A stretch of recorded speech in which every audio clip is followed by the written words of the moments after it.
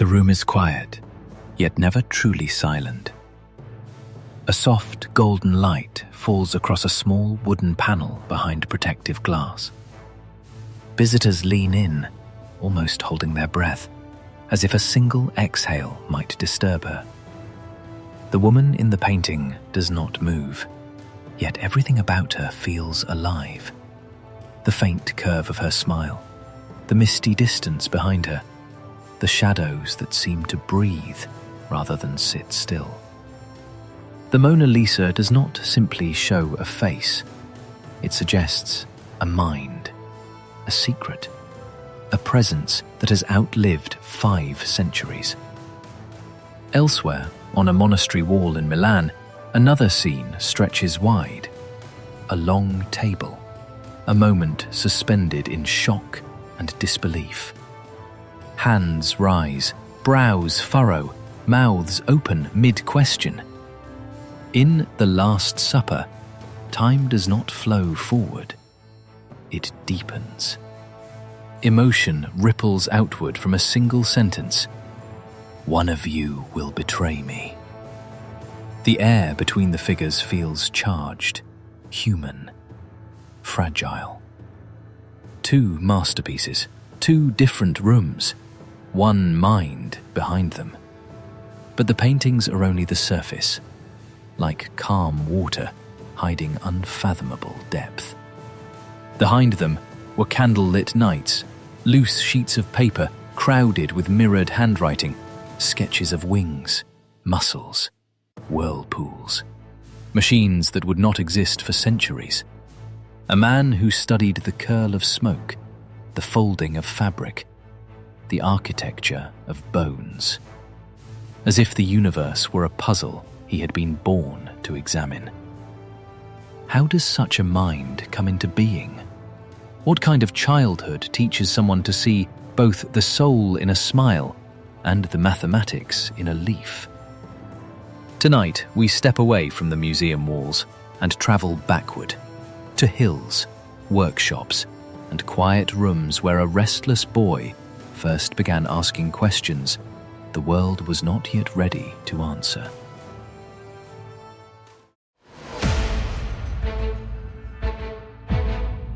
Chapter 1. Childhood Sensitivity. Leonardo was born on April 15th, 1452, in the quiet countryside near the small Tuscan town of Vinci in the Republic of Florence. There were no grand palaces at his birth, no predictions whispered about destiny. Only rolling hills, olive trees trembling in the wind, and the soft rhythm of rural life shaped his earliest days. He was not born into a traditional household.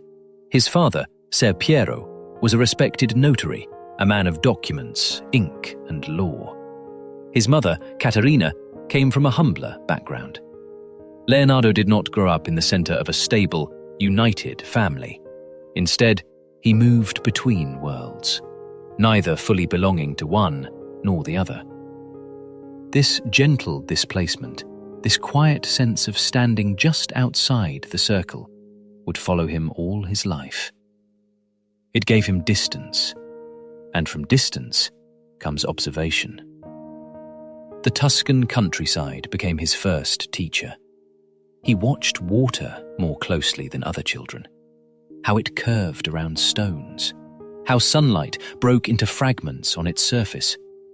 He studied insects, wings, seed pods, the slow movement of clouds reshaping the sky. While others ran, he paused. While others shouted, he listened. To wind through grass, to the echo of footsteps on earth. Nature did not appear ordinary to him. It appeared constructed, intentional, like a vast mechanism breathing in patterns. There is no record of childhood illness or dramatic tragedy, yet there was a quiet solitude in his early years. Being born outside wedlock placed him slightly apart in a society ordered by lineage and legitimacy. But where another child might have felt shame, Leonardo seemed to feel curiosity. If he did not quite fit the structures of family, he turned instead to the structures of the world itself. Light fascinated him. Not simply brightness, but how light changed things. A face at noon was not the same face at dusk. A tree in shadow seemed to carry a secret life, different from when the sun struck it full. These were not childish amusements. They were early questions. How does the world transform? What lies beneath appearance? He began drawing not to copy, but to understand. A line was not decoration, it was inquiry. The curve of a leaf, the fold of fabric, the spiral of water. Each sketch was an attempt to translate reality into knowledge. Other children saw a field. Leonardo saw motion, structure, and design hidden within it. The world did not merely surround him, it invited investigation. And in those quiet Tuscan hills, long before fame, long before masterpieces, a way of seeing was already forming. Patient, analytical, and filled with wonder. Chapter 2. The workshop where the world opened. Florence in the 1460s was not a quiet city. It rang with hammer strikes, church bells, the murmur of merchants, and the steady rise of new ideas. Stone facades glowed in afternoon light, and inside workshops across the city, art was not separated from craft, nor craft from science. Goldsmiths studied geometry, sculptors understood anatomy, painters learned chemistry without calling it by that name. Into this living organism of creation, a teenage boy from the countryside arrived. Leonardo was placed as an apprentice in the workshop of Andrea del Verrocchio, one of Florence's respected masters. The workshop was not a classroom in the modern sense. It was a world. Canvases leaned against walls beside unfinished statues. Bowls of ground pigments sat near mechanical tools. Sheets of paper, filled with measurements, lay next to sketches of drapery and horses. Here, art was built with hands, tested with eyes, and corrected through patience. For Leonardo, it was as if a door had opened, not just into painting, but into how things were made. He learned to grind minerals into color, to stretch panels, to prepare surfaces. He watched how light behaved on polished marble, how shadow defined muscle, how balance gave still objects the illusion of life. But more than technique, he absorbed a method. Look first, conclude later. Nothing was assumed. Everything was observed. Other apprentices copied lines. Leonardo questioned them. Why did fabric fold this way? Why did a hand bend differently in tension versus rest? Why did distant hills fade into blue-grey? These were not decorative concerns. They were investigations. Florence itself became an extension of the workshop. The city's domes, towers, and arches revealed geometry. Markets showed movement, faces, expressions, endless variations of the human condition. Churches displayed stories told through image, where emotion had to be captured in gesture alone. Everywhere he turned, the world seemed structured, measurable, understandable, if only one looked long enough. Verrocchio recognized something unusual. Leonardo's drawings carried not only accuracy, but attention, a stillness inside the line, as if the object had been studied until it revealed its inner logic. In this workshop, Leonardo did not merely learn to paint. He discovered that art could be a way of knowing, that a brushstroke could be a question, and a drawing, an answer still in progress. The boy who once studied streams and clouds now stood at the threshold of a larger realization. The visible world was only the beginning. Chapter 3. Between Talent and Uncertainty. Talent, when young, rarely arrives with confidence. By the early 1470s, Leonardo was no longer just a boy sweeping floors and grinding pigments. His hand had grown steady, his eye sharper. In Verrocchio's workshop, he assisted on commissions, adding details to paintings, sketching drapery, studying faces. There is a quiet story told by art historians that in one collaborative work, Leonardo painted an angel so delicate, so alive in expression, that it seemed to outshine the rest. Whether legend or truth, the tale reflects something real. People had begun to notice him. And yet, recognition did not erase uncertainty. Florence was filled with skill. Every street held artisans, sculptors, goldsmiths, architects, men trained rigorously in tradition. Leonardo, by contrast, carried an unconventional mind. He was left-handed. He wrote in reverse. He asked questions that slowed work rather than speeding it. Patrons wanted results. Leonardo wanted understanding. This difference was both gift and burden. He started projects with excitement, pages filling with ideas, variations, improvements. But perfection pulled him forward endlessly. A hand could always be more lifelike, a shadow more subtle, a mechanism more precise. Deadlines slipped, commissions stretched thin. Some saw brilliance, others saw unreliability. Money was never his central drive. Curiosity was. But curiosity does not always pay for bread, nor does it satisfy patrons waiting for finished altarpieces. Leonardo stood at a crossroads familiar to many artists, the divide between survival and vision. Should he work quickly and conventionally, securing income and approval? Or move slowly, chasing truths no one had asked him to find? He chose the harder path, though perhaps it did not feel like a choice.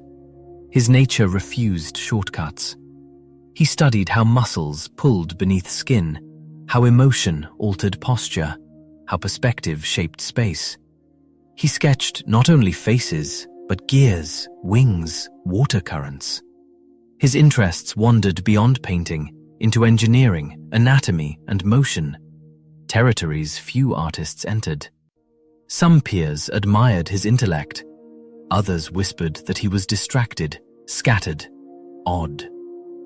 Inside him, a quiet identity was forming. Not just painter, not just craftsman, but investigator of the visible world. These were not yet the years of masterpieces. They were years of becoming, of doubt sitting beside talent, of discipline wrestling with imagination. In the tension between expectation and inner calling, Leonardo's artistic character hardened like metal in fire. He was learning that to see differently meant also to walk alone. Chapter 4. The first work that made them look. There is a moment in every artist's life when private effort becomes public presence, when the work no longer belongs only to the studio, but enters the eyes of the world. For Leonardo, that moment came quietly. Still connected to Verrocchio's workshop, he contributed to commissions that bore the master's name. Yet in certain details, the softness of a face, the turn of a wrist, the depth of a landscape, something new appeared. Viewers could not always explain it, but they felt it. Figures seemed less posed, more alive. Skin did not sit flat, it breathed. Expressions hinted at thoughts unfolding behind the eyes. One early painting, often associated with these years, revealed the shift. the angel's face, serene yet alert, carried a naturalism that felt different from the firm outlines common at the time. Light did not simply illuminate the form, it wrapped around it. The transition from brightness to shadow dissolved gently, almost imperceptibly. People began to pause. Florence, a city accustomed to beauty, recognized refinement when it saw it.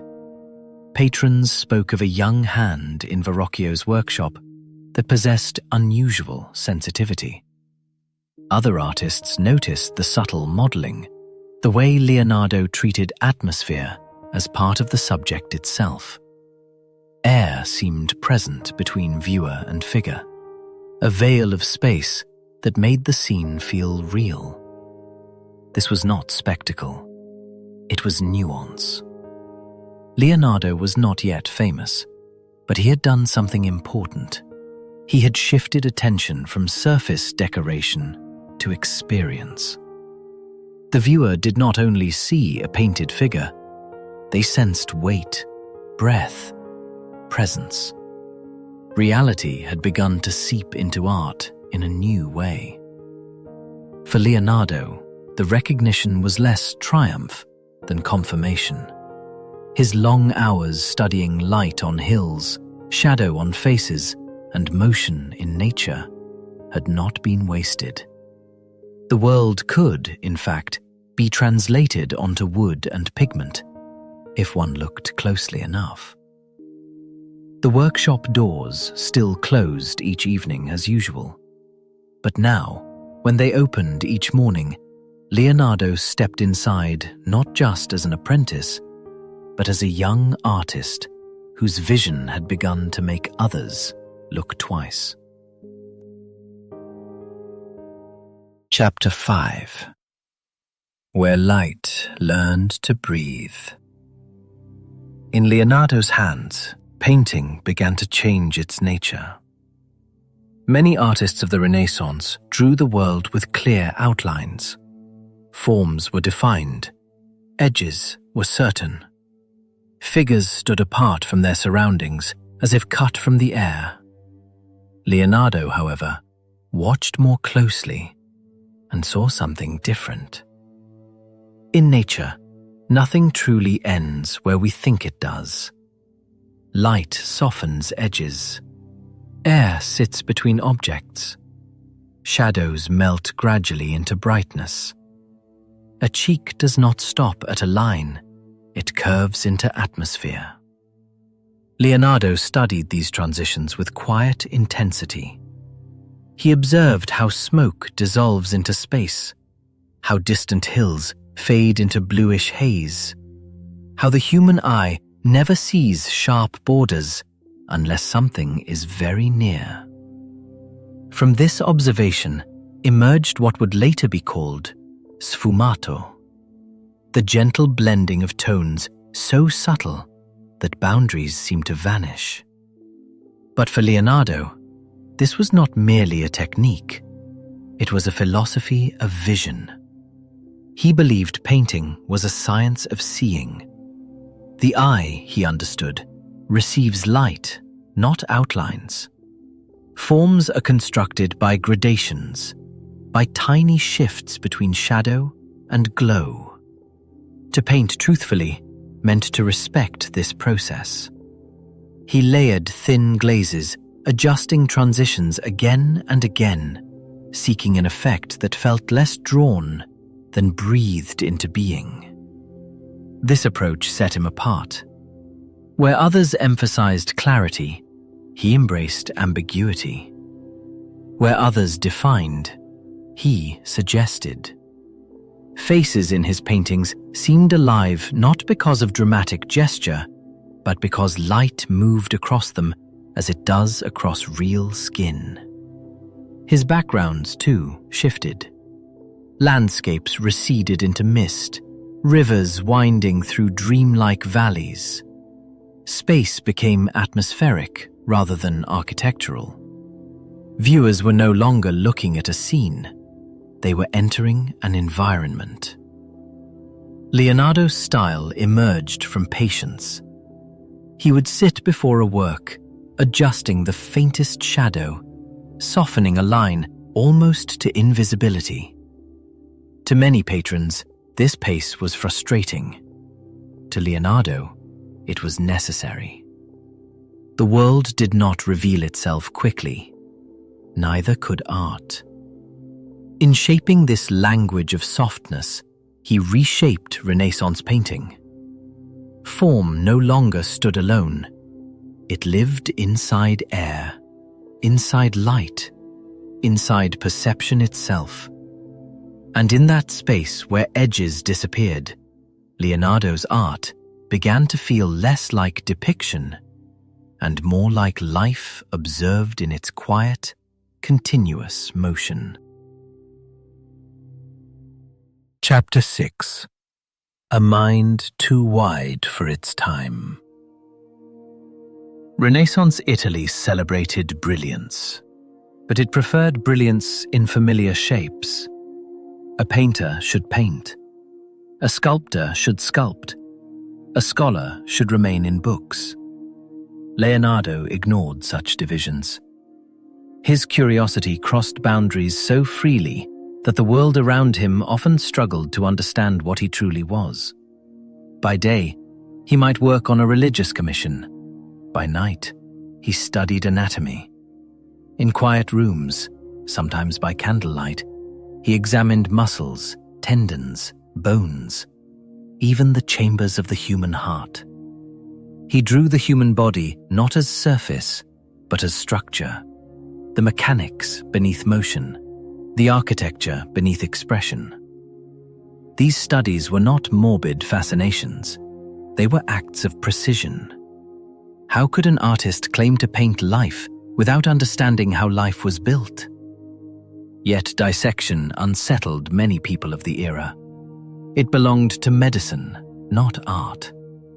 Leonardo stepped into this territory as an outsider, guided only by the conviction that knowledge was one connected system.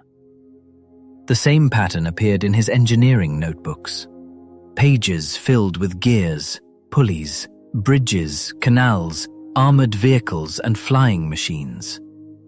Some ideas were practical, others seemed drawn from imagination ahead of its century. Patrons might commission a mural and instead receive sketches for diverting rivers or designing theatrical machinery. To Leonardo, there was no contradiction. Water's flow explained movement in drapery. The structure of wings explained balance in composition.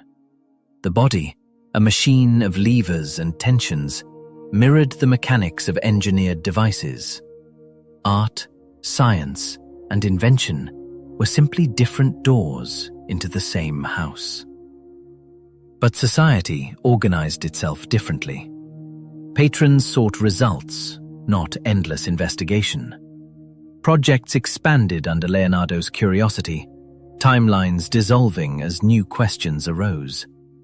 His refusal to limit himself could appear unreliable, even eccentric. There were subtler tensions as well. His personal independence, his private habits, his tendency to observe rather than conform, these placed him slightly outside the social center. He belonged to courts and workshops, yet remained intellectually apart, always following inquiry beyond expectation. Still, conflict did not restrain him. If anything, resistance confirmed his instinct that the world was larger than its categories. The more narrowly others defined roles, the more broadly he explored. Leonardo lived within the Renaissance, yet his thinking leaned towards something modern, the belief that understanding reality required crossing borders, dissolving walls between disciplines. To some, he seemed scattered. To others, extraordinary. In truth, he was both. A mind too expansive for the compartments offered to it, quietly building connections that his century was only beginning to imagine. Chapter 7. The Quiet Weight of Solitude. Genius is often imagined as radiant, surrounded by admiration and excitement. But much of Leonardo's life unfolded in long stretches of inward silence. He never married. No household bustled around him. No children carried his name forward.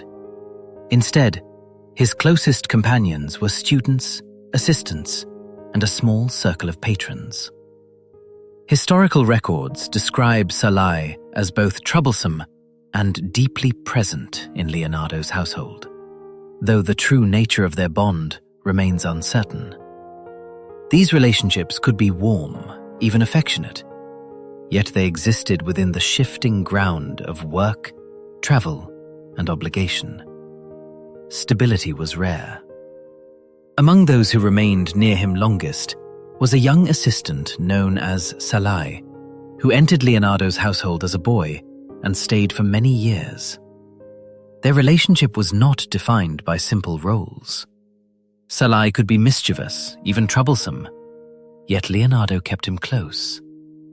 Perhaps he saw in the youth a living study of movement, beauty, and character, qualities he observed in everyone, but recorded most carefully in those who stayed within his daily life. Companionship, for Leonardo, often flowed through teaching, watching, guiding. Leonardo moved from Florence to Milan, later to other cities, following opportunity and patronage. Each move brought new beginnings and quiet endings. Workshops changed. Faces disappeared. Projects remained unfinished behind him, like conversations paused mid-sentence. For a mind that pursued perfection, the world's constant motion could feel like interruption. There were also moments of vulnerability. As a young man, he had once faced a public accusation, later dismissed, that nonetheless reminded him how fragile reputation could be. After that, discretion shaped much of his personal life. He turned further inward, letting his notebooks carry thoughts he did not always share aloud. His temperament leaned toward contemplation. He could spend hours studying a single detail, the curve of a smile, the spiral of water, forgetting time, forgetting meals. Such focus fed his art, but left little room for ordinary rhythms of life. Inspiration arrived in bursts. Routine slipped away. He showed a tenderness that surprised some who knew of his anatomical studies. Leonardo was said to avoid eating meat and took quiet pleasure in observing animals, especially birds. To understand life did not mean to harden toward it. The same hands that dissected muscles could release a caged creature, watching the flight with thoughtful calm. Beauty, youth, motion. These were not possessions to him, but fleeting conditions to be studied with care. Melancholy touched him at times. Not dramatic despair, but a soft, persistent solitude. His mind was always active, always questioning, yet few people around him moved at the same pace of curiosity. Ideas that thrilled him could be met with confusion or indifference. To think so widely was, in some sense, to walk alone. And yet, this solitude also protected his inner world. In quiet, he listened. To memory, to observation, to the faint connections between things. His notebooks became companions, filled with reversed handwriting, sketches, speculations. On those pages, he did not have to simplify himself. Love, for Leonardo, may have taken another form. Devotion to understanding. Where others invested emotion in family or status, he poured his energy into seeing more deeply. In the hush between commissions, between cities, between expectations, A private landscape unfolded inside him, one of reflection, questions, and gentle distance from the noise of the world. Chapter 8. When Vision Became a Universe.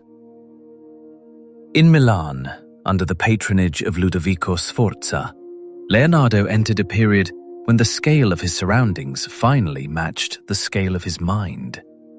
Opportunities multiplied, walls replaced panels, courts demanded spectacle, engineering problems stood beside artistic commissions. For Leonardo, this was not overload, it was alignment. His many interests, long scattered across notebooks, now moved simultaneously in the real world. Inside the refectory of Santa Maria delle Grazie, he began work on The Last Supper. Yet even as he painted Christ and the Apostles, his mind did not remain only in the dining hall of Jerusalem. There were days he climbed the scaffold, made a few careful strokes, and then simply stood, brush suspended, studying the wall in silence. Hours could pass this way. Monks, moving through their daily routines, watched with a mixture of curiosity and impatience. Meals were served below the unfinished figures, while Leonardo searched inwardly for the exact expression of a hand, the precise tilt of a head at the moment of betrayal. For him, painting was not decoration, it was investigation. He wandered the streets of Milan, observing faces in markets and taverns, storing gestures in memory. A furrowed brow, a tightened jaw, a fleeting glance. These might later become apostles caught between faith and doubt. Stories later told of Leonardo searching for a face to embody Judas, not a symbol of evil, but a study in the tangled complexity of the human soul. He analyzed geometry to guide perspective so precisely that the painted room seemed to extend the real one. He experimented with materials, abandoning traditional fresco to seek finer control of detail, a risk that later affected the mural's durability, but reflected his refusal to accept limits. At the same time, Milan's practical needs drew on his engineering imagination. He designed systems for canals and waterways, understanding that water, like light, followed patterns that could be observed and guided. He sketched machines of war and devices for festivals, stage machinery that transformed celebrations into moving theatre. Courts of the Renaissance were as much about display as governance, and Leonardo's mechanical inventions turned imagination into motion. His notebooks from this period read like the map of a universe. On one page, anatomical diagrams. On another, gears interlocking. Elsewhere, studies of flight inspired by birds in motion. To Leonardo, these were not separate pursuits. The structure of a wing informed the balance of a composition. The tension of muscles mirrored the pull of ropes in a machine. This was his breakthrough not only because of masterpieces created, but because his way of thinking reached full expression. Art became psychology.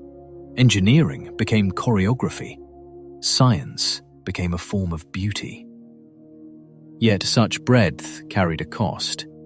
Attention stretched across many fields. Sleep shortened. Concentration divided. He pursued perfection everywhere at once, a brilliance that illuminated widely, but left little rest. Still, in these Milan years, Leonardo did not merely contribute to the Renaissance. He embodied its highest ideal, that the human mind could explore the world without borders, turning observation into creation, and creation into understanding. Chapter 9. Seen by the world, apart from it. By the early 16th century, Leonardo's name traveled farther than he did. Stories of the great mural in Milan spread through artistic circles. Patrons spoke of his knowledge, his inventions, his ability to bring thought and feeling into painted form. When he later worked in Florence again, and eventually carried with him a portrait that would become known as the Mona Lisa, curiosity followed. Recognition had arrived, but it came with distance. People admired the works, yet few fully grasped the mind behind them. Viewers saw beauty. Leonardo saw problems to solve. A face in a portrait was not merely likeness, but a puzzle of muscles, light, emotion, and atmosphere. Even as praise grew, he remained absorbed in questions others did not ask. The Mona Lisa itself became a quiet symbol of this divide. While the world responded to her mysterious expression, Leonardo continued adjusting, layering glazes, refining transitions so delicate they almost disappeared.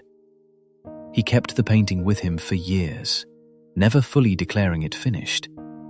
For him, it was still an investigation into perception, into life held between motion and stillness. Fame can gather around a person like a crowd, yet leave a clear space at the center. Leonardo moved among courts and cities, respected, welcomed, but rarely anchored. Patrons valued his genius, yet often wanted quicker results than his nature allowed. Younger artists rose, bold and energetic, working with confidence and speed. Leonardo, meanwhile, followed slower currents of thought. He was recognized, certainly, but he was also singular.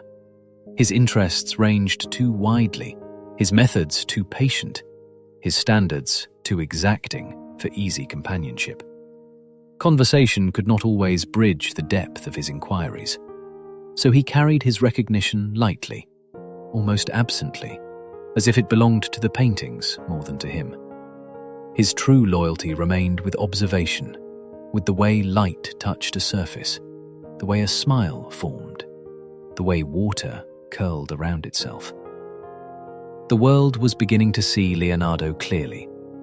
Leonardo, meanwhile, was still looking beyond what the world saw. Chapter 10. Between Applause and Unanswered Questions. By now, Leonardo's reputation had settled across Italy like a quiet legend. Patrons spoke his name with respect. His works were admired, copied, discussed. In courts and workshops, he was known not simply as a painter, but as a man of rare intelligence.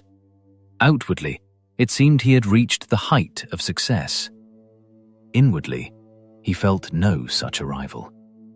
Each finished painting left him with new uncertainties. Light could always be softer. Expression could always be truer. Movement could always be better understood.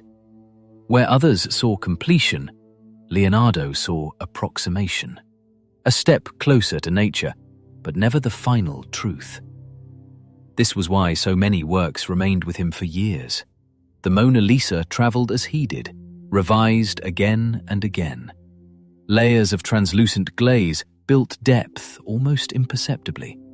The smile hovered between change and stillness. Leonardo was not decorating a surface. He was investigating perception itself. How the eye shifts, how emotion flickers, how life resists capture. He kept the panel near him not out of indecision, but because the question it posed had not yet finished unfolding. Other artists moved differently. They completed commissions, delivered them, and moved on to the next task. Their workshops ran like well-timed machines. Leonardo's rhythm was slower, circular rather than linear. A painting might pause while he studied the structure of the shoulder, then resume months later with new understanding. To observers, this could resemble delay. To him, it was continuity. To patrons, delays could seem like hesitation. To Leonardo, they were necessity. Nature did not reveal herself all at once. Observation required patience, and understanding grew slowly, like dawn. He often drifted from one inquiry to another, From painting to anatomy, from engineering to the study of flowing water. Assistants waited for direction while his thoughts followed invisible threads connecting seemingly distant ideas. The outer world measured achievement through completed commissions. Leonardo measured it through depth of insight. Fame praised what he had already done. His mind lived in what remained unknown. There is a subtle loneliness in this position, applauded for mastery while privately aware of endless gaps in knowledge. Success can close doors by defining a person too neatly. Leonardo resisted such closure. He preferred questions to conclusions, processes to endpoints. What he feared was not failure, but stopping too soon.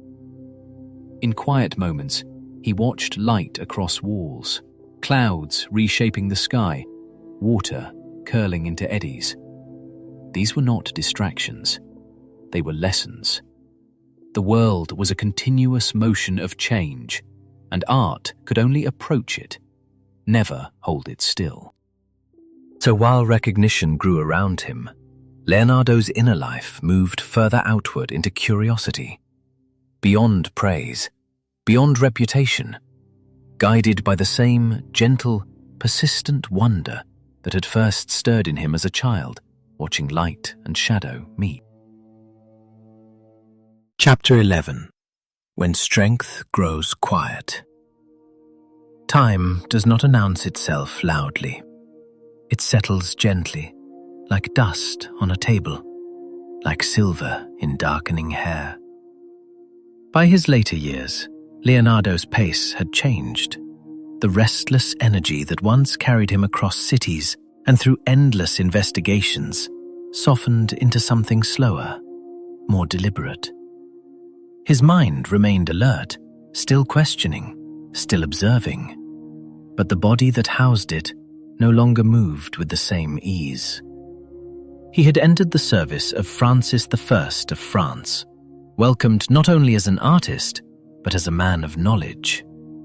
At the chateau of Clos-Lucé, near Amboise, he lived with comfort and respect. The court admired him. The young king reportedly sought his conversation. It was a setting of honor, yet also of quiet retreat. Physical strength, however, cannot be commanded by intellect.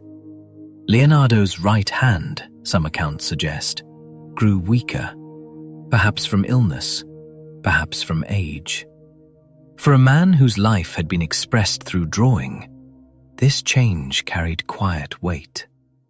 He could still think, still design, still advise, but the act of rendering vision onto paper demanded more effort than before. He spent longer hours reviewing notes, organizing pages, refining ideas already formed. His notebooks, once crowded with fresh momentum, now held reflections, adjustments, reconsiderations. The work did not stop. It slowed, like a river entering a wider plain. There was no dramatic collapse. Instead, a gradual dimming of outward activity. Walks shortened, tasks simplified. Assistants took on more practical execution. Leonardo's role shifted from maker to guide, a living archive of experience, passing insight forward. Yet even in this quieter state, his gaze did not dull. He watched light across French landscapes just as he once had over Tuscan hills. He studied the patterns of water, the mechanics of motion, the proportions of the human form. Curiosity, at least, did not age. Energy had grown quiet, but awareness remained luminous. The world around him continued to move, courts bustling, art evolving, ambitions rising. Leonardo sat slightly apart from the motion now, not withdrawn in spirit, but slowed by the simple truth that the body, unlike the mind, follows its own measure of time. Chapter 12. when the world moves on. The early 16th century was not static. The art world that Leonardo helped shape was becoming something new, and in that shift, the ground beneath him began to change. Across Italy, other painters and sculptors were rising, not by imitating Leonardo, but by answering a different moment. Michelangelo and Raphael had emerged as towering figures of the High Renaissance, their styles bold, dramatic, and increasingly influential. This was not decline, but generational shift. Their mastery of composition and form spoke to an artistic language that was more confident in narrative clarity and emotional impact. Leonardo's approach, subtle and inquisitive, drifted toward a quieter frequency in the larger conversation of European art.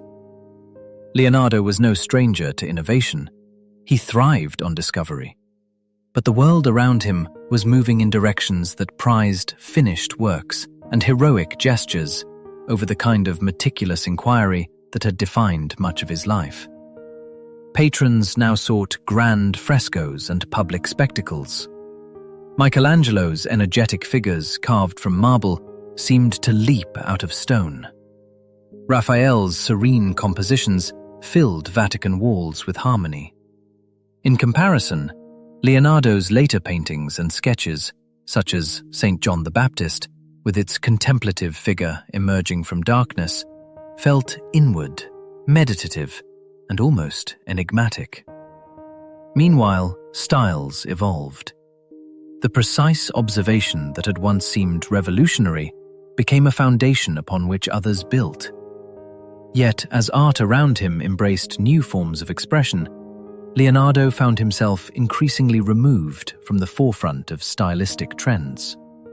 His own interests wandered outward, toward clouds, water, machines, anatomy, fields that extended beyond the gallery into the wider structure of nature itself. This was not failure. It was the natural rhythm of a mind that never fit neatly into a single category. Others painted for commissions and audiences ready to receive a finished narrative. Leonardo painted to understand, even if the understanding never fully concluded.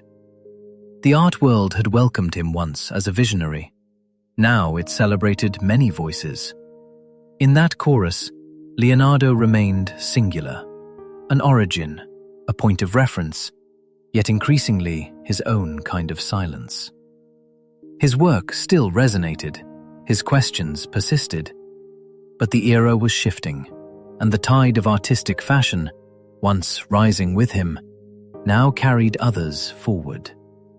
Leonardo watched this movement not with bitterness, but with the same calm attention he once gave falling water. Observing patterns, collecting notes, letting currents of change unfold around him. Chapter 13. Where Light Turns to Mystery. In the closing phase of Leonardo's life, his art did not expand outward. It deepened inward.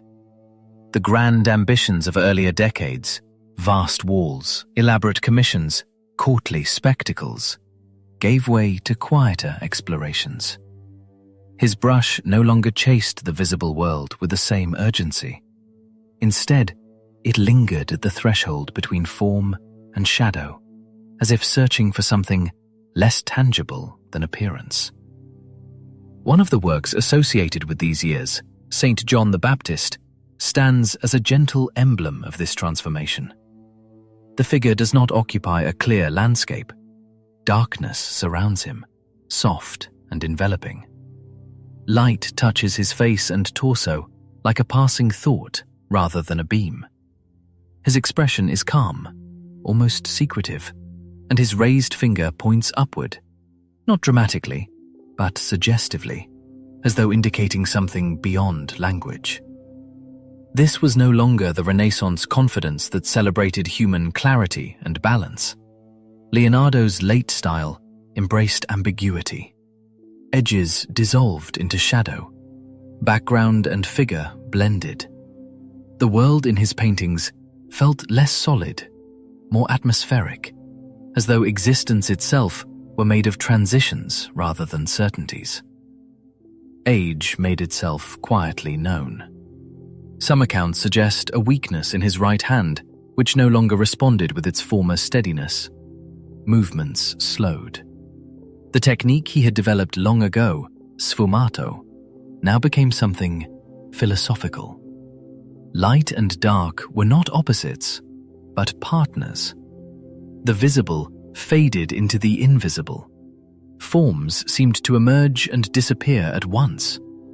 In these images, Leonardo was not merely representing people, he was contemplating the nature of being.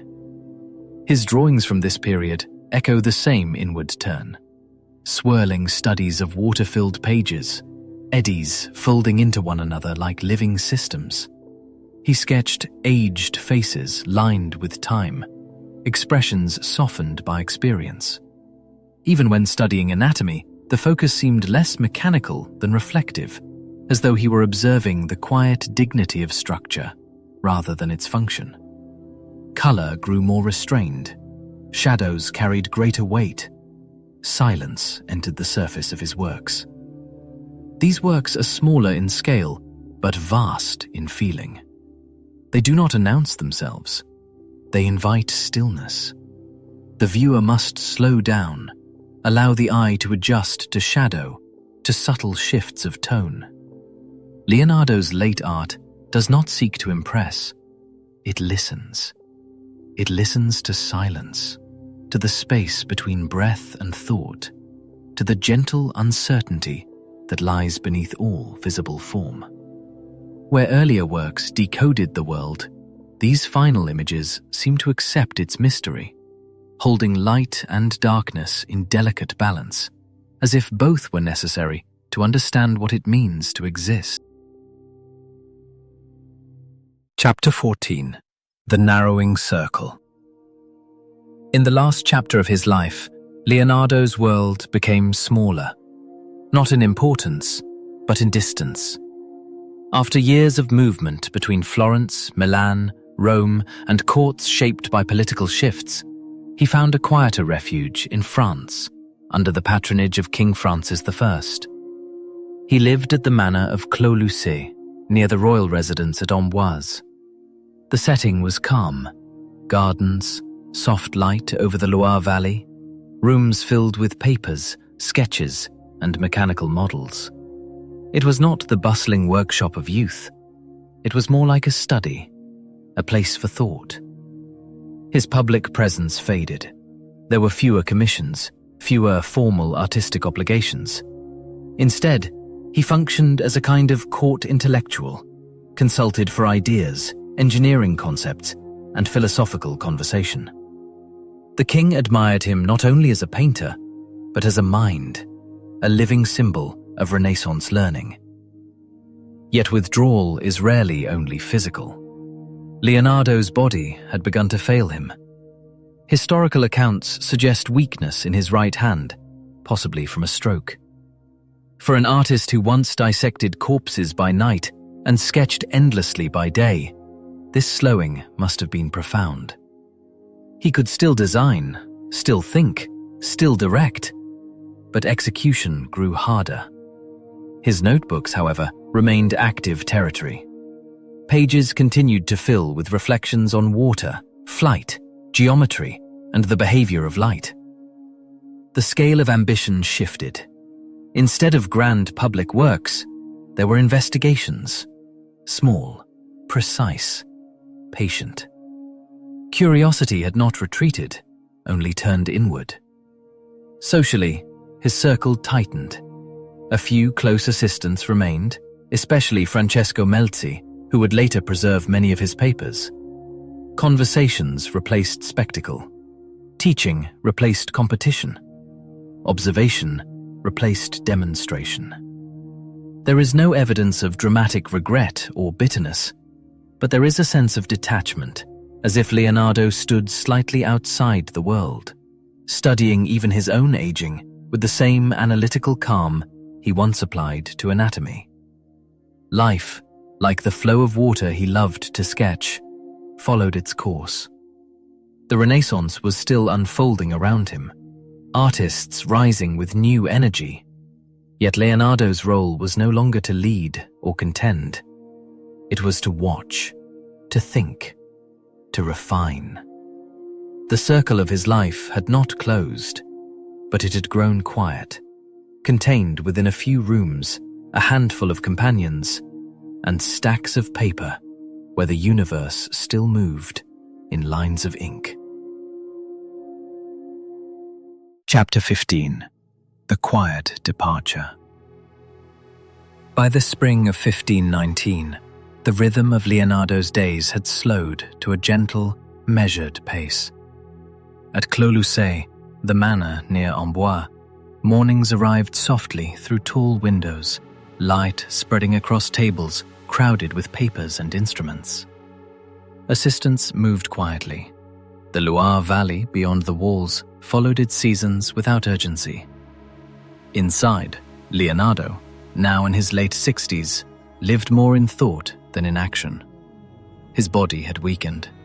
Writing may have grown more difficult. Physical work was limited.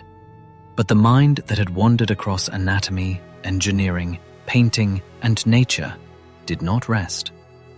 Even as strength faded, curiosity persisted, though expressed now in conversation, reflection, and the careful ordering of his notes. He spent increasing time with Francesco Melzi, his devoted student and companion, organizing drawings and manuscripts. There was no dramatic urgency, only a gradual tidying, as if he sensed the importance of leaving his thoughts in careful hands. Accounts from the period describe Leonardo as calm, even gentle in these final months. If he felt frustration over unfinished works, he did not leave it loudly recorded. His life had always been a series of beginnings, explorations, and evolving ideas rather than neat conclusions. In this sense, the end mirrored the journey. On May 2nd, 1519, Leonardo da Vinci died in France. The moment passed without spectacle. No grand studio surrounded him, no crowded Florentine street, no echoing church commission underway. There was only a room, familiar faces, and the quiet conclusion of a long, searching life. For those near him, he was not the genius, not the symbol later centuries would create. He was an aging man with notebooks, questions, habits of observation, and a mind that had rarely stopped moving. A teacher, a companion, a thinker who had spent a lifetime looking closely at the world. Outside, the Renaissance continued. Courts still negotiated power, artists still worked, rivers still flowed. And somewhere, light still fell across a wall the way Leonardo once watched it. Patient, changing, silent. Epilogue. The mind that never closed. After Leonardo's death, the pages did not fall silent. His paintings remained few, but their influence expanded beyond measure. Artists who followed studied the softness of his transitions, the subtle blending later called sfumato, the way emotion could live not in gesture alone, but in the space between light and shadow. Portraiture changed. Religious scenes gained psychological depth. Composition became less rigid, more alive. But his impact reached far beyond painting. Centuries after his lifetime, scholars opened his notebooks and discovered a mind that had wandered through anatomy, hydraulics, mechanics, optics, and flight with startling precision. His anatomical drawings revealed a level of observation that anticipated modern medical illustration. His engineering sketches, bridges, gears, flying machines, showed a designer thinking in systems, not isolated parts. Even where his ideas could not yet be built, the method behind them felt modern. Observe, question, test, draw. Museums across the world now hold his works behind protective glass, visitors moving slowly, almost instinctively quiet. The Mona Lisa draws millions not because of size or color, but because the face seems alive, suspended between expression and mystery. The Last Supper remains one of the most studied narrative compositions in Western art, its balance of geometry and human emotion still analyzed 5 centuries later. More than any single invention or painting, Leonardo became a symbol, the model of the unbounded mind. An artist who refused to stay only an artist, a scientist who never abandoned beauty, a thinker who believed that to understand the world, one must look carefully and without hurry. Today, the word genius is often used quickly. With Leonardo, it feels descriptive rather than exaggerated. And perhaps his greatest lesson remains simple. Curiosity has no final chapter. The mind that keeps asking, keeps observing, keeps wondering, that mind never truly closes. If this journey through his life stirred your sense of wonder, stay with the story of history's great minds. There is always another light in another room, waiting to be noticed.